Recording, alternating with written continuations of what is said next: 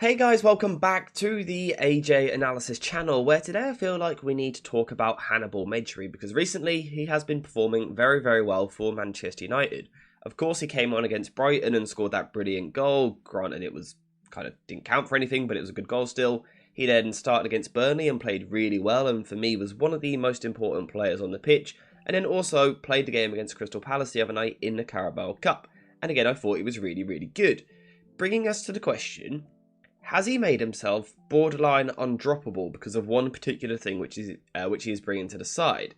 So let's take a look. So before we continue into the video, a quick shout out to today's video sponsor, jerseyfifa.com, the home of all of the greatest football kits. Whether that be the new latest releases or the old classic ones like this, Jersey FIFA has something for everyone, and now you can check it out yourself using the link in the description down below. And also make sure to use code JerseyFIFA for 10% off when you order. So before we decide whether or not he is actually undroppable, we need to look at what it is that he is doing, what he's doing well, perhaps areas of his game he needs to work on in the coming weeks, etc. So what is Hannibal Mejbri doing well initially? Well, at the moment he is playing as the most advanced of the United midfielders. We saw that in the Burnley game, he was playing through the middle as in kind of a 10 position, and we also saw something similar against Crystal Palace.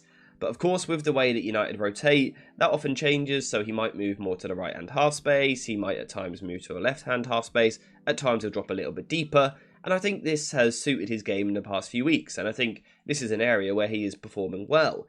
He is suiting most of the rotations which Ten Hag asks for. He's very good at rotating with the right winger. We saw that rotations with Mason Mount. We've seen him rotate with Facundo Pellistri in this area, and also Bruno Fernandes. It seems like a thing which he is very comfortable doing. We've also seen him operating on the left-hand side at times, drifting over to the left wing. Hannibal seems very comfortable in that aspect. He also just seems comfortable on the ball in general, using his size, his frame, but also his technical ability to protect the ball and keep the ball away from the opponent. And that is one of the things which has impressed me the most. A lot of the time when we see young technical players, something that we see in their game is that they give the ball away quite a lot and make poor decisions in possession.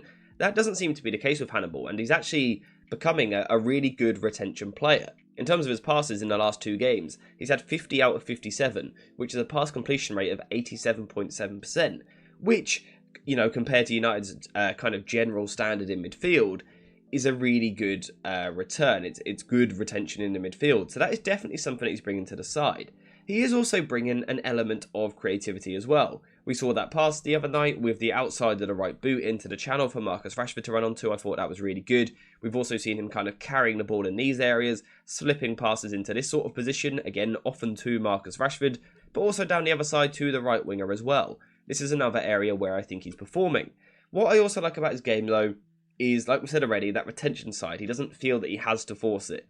So at times he will get the ball in this sort of position. He has the chance to carry the ball forward and potentially kind of probe and penetrate the opposition defence.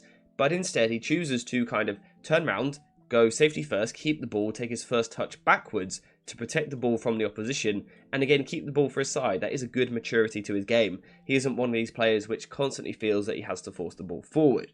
Those are of course all positive things. At the same time, I think there's sides of his game which need a little bit of work, but perhaps we'll see that with more confidence and more just experience at this level, really. One thing I would like to see a bit more of is him being a bit more of a high volume player, getting involved in possession a little bit more, particularly, for example, in that Crystal Palace game where United did have a lot of the ball. I would have liked to have seen him getting involved a little bit more. Of course, that's something which will come with age and experience. If you look at this particular United 11, there's clearly several players which are going to have more touches than Hannibal and are kind of higher up the hierarchy in possession. But that's something I'd like to see a bit more from Hannibal. Can he drop a little bit deeper at times and kind of demand the ball? And also from that position, can he get on the turn and show a bit more of his ball carrying ability? In transition, it's definitely something that he can do. I would like to see if he can develop that kind of in a sustained possession sense. Can he draw pressure in the middle of the park and then beat his man? Because if he can add that to his game and start doing that on a more regular basis at the top level, then he could become a very complete midfielder. Because this is something that United lack, and it could make him an important squad player. Because if he has this ability to beat players in the midfield, that completely changes the way in which United attack. It really adds a string to the bow of this United side in possession moving forward. If Hannibal can add that to his game, it would be a huge asset. And then just the other thing I'd like to see is a bit more creativity in the final third. I think whilst his retention in general has been good, at times he has just lacked that final pass a little bit.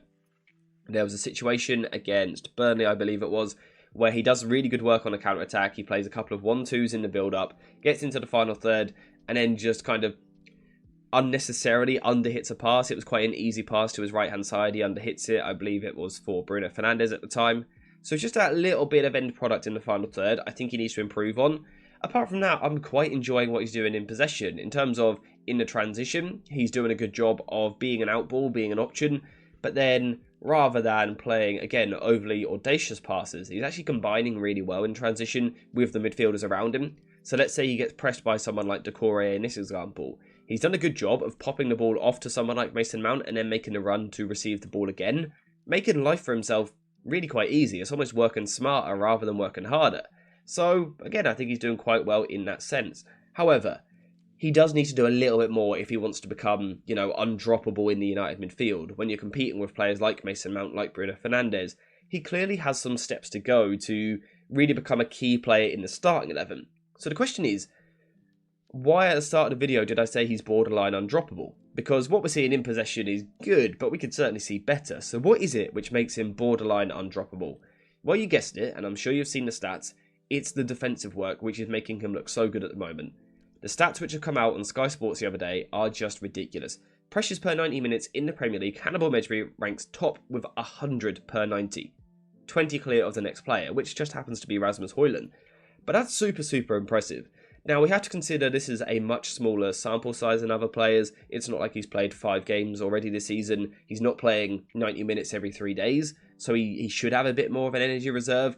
But regardless of that, to be 20, nearly 25 clear of the next player is really impressive. It's genuinely a very impressive stat, and this is something which we know Ten Hag values in his side. Players which work hard. We know that Ten Hag wants his side to press off the ball. This is something which Hannibal's bringing. If we compare that again to other United midfielders so far this season, Casemiro at times has struggled with the ground coverage. Eriksen has struggled with the ground coverage and just pressing in general. McTominay's work rate has seemed poor but also unintelligent. Hannibal's doing it with intensity but also intelligence. But it's that intensity that I like because we can see it. He's not just pressing kind of in a lazy fashion where he's walking. This is sprinting pressures per 90 minutes, where again, he is the highest in the Premier League. Now again, consider the small sample size, perhaps the games he's played, etc. But in kind of a brief snippet of what we've seen of him, the signs are there. We can only judge him off of what we've seen so far, and what we have seen so far is brilliant pressing, brilliant defensive work, brilliant intensity. Again, top 14.4 per 90. I think it's a really good sign because we know from what we've seen at youth level that he has a technical ability. That is definitely there. The fact that he can combine that with incredible work rate, it kind of makes you think that moving forward, could he be a good little understudy for Bruno Fernandes? Now again, at the moment, it's his work off the ball which is making me say this. We can see in situations like this against Burnley at the weekend, where he is just chasing lost causes really. He's happy to kind of get this physical contact, go shoulder to shoulder with some players which are bigger than him, which have grown into their frame more than what Hannibal has. But he's happy to go into these challenges, and I think that's a really good thing to see. United do have certain players which kind of shirk challenges a little bit, certainly pull out of challenges. Hannibal doesn't do this. Again, we can see him here tracking back towards his own goal. So not only is he pressing high and applying pressure, he's also recovering and putting the work rate in going the other way. Again, something that United lack in the current team. But here we can see that he's happy to track back, put the pressure in, again, get this little bit of physical contact. He's happy to go shoulder to shoulder in an attempt to win the ball back for his side. But he's also pretty intelligent with the way that he tracks here as well. In this situation, we can see this player for Burnley is going to make a dart across the near post. Hannibal recognises this, again has the athleticism but also the desire to make sure that he tracks that man. Again, do all United players do this? Not really. So having someone like Hannibal, who almost at times covers the ground of 2 players, is really useful for Ten Hag in this kind of spell which United are in at the moment.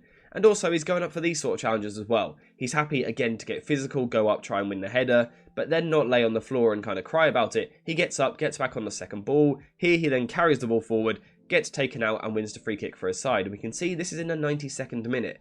So in his first 90 minutes for United this season, he's just put in a real physical shift. But still in the 92nd minute, he's happy to go compete, take the ball and also take the foul for his side, of course winning a free kick, which wins possession for Manchester United. And this is a side to his game which Ten Hag really must value. Now, of course at the same time, we shouldn't get overhyped, because at the end of the day, this does feel like the bare minimum for a Manchester United player to work hard to, cover ground, to put a shift in for the team. But one thing I would say is that Hannibal is almost freakish in the sense that his energy levels are strangely good. You can obviously question determination in certain players and things, but some players do just have more energy. They are better at pressing. Hannibal is one of those players. This is just genuinely on paper a very, very good pressing footballer. Now, like I said, in terms of making himself undroppable in the team, he's going to need to do more on the ball, because United now, with injuries coming back, have Bruno Fernandes who can do this pressing work, and also Mason Mount. Realistically, that is who Hannibal is trying to compete with, so we need to see more from him in possession. But if I was Erik Ten Hag, kind of looking at the team currently, I would find it hard to drop Hannibal this weekend against Crystal Palace, and then moving forward into the Champions League and other competitions. I would find it hard to drop him right now. You certainly couldn't drop him for Christian Eriksen, because Hannibal covers so much more ground, and you also couldn't drop him for Scott McTominay, because again, he's currently working harder, Hannibal, but also he's showing more intelligence in the way that he is working as well. So you certainly, in my opinion, couldn't drop him for either of those two players, which is a real credit to the way that he's played in the last few games. He's been given a chance by Erik Ten Hag, he's been thrown into the first team, and he's taken his chance. And that is a brilliant thing to see for such a young player who we have kind of all been looking at for the past few seasons, waiting for him to break into the first team. This might now be his chance. Now, do I think he's ready to be a regular starter for United? Not really, not if United really want to compete for the top trophies. However, as a squad player, I think he's given himself a real chance of being a big part of Ten Hag's squad this season, simply because of how hard he's working, but also some pretty good work in possession as well, which needs a little bit of development. But let me know what you think in the comments down below. What do you think are his biggest strengths, his weaknesses which need work, and also do you think he should start against Crystal Palace this weekend? Let me know what you think in the comments, but apart from that, thank you guys for watching, I hope you have enjoyed it, and as always, I'll see you in the next one.